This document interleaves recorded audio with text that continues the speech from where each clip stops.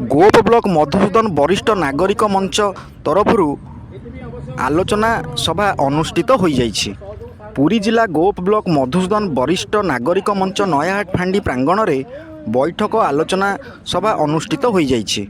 सभापति कृष्णचंद्र मिश्र, मुख्य उपदेष्टा मधुसूदन राय, संपादक कैलाश चंद्र दास, कृष्णचंद्र बारिक सह संपादक माधवानंद साहू, उपसभापति सुरेंद्र मोहन बिटी, फकीर स्वाई, गुरुप्रसाद महांती, भीमवर राउत प्रमुख जोग देइथिले।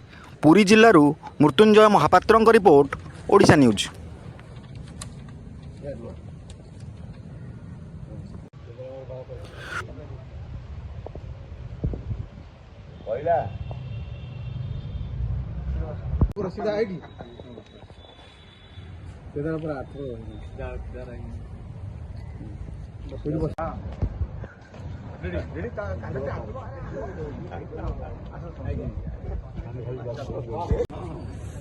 सर जीवा परिचय ना कही मु कैलाश चंद्र दास, संपादक मधुसूदन वरिष्ठ नागरिक मंच नयाहाट गोपुरी।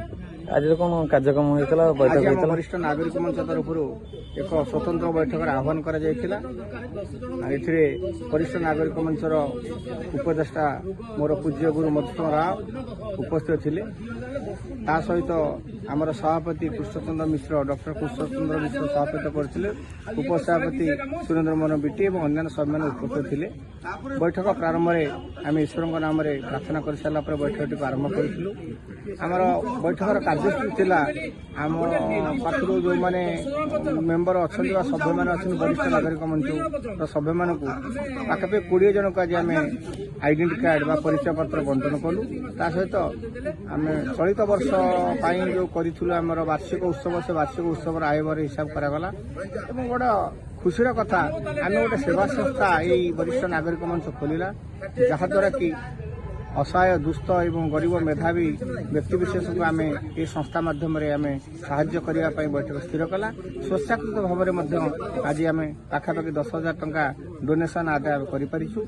ये संस्था लोक मान सेवार लगे, दुष्ट लोक मान सेवार लगी पार।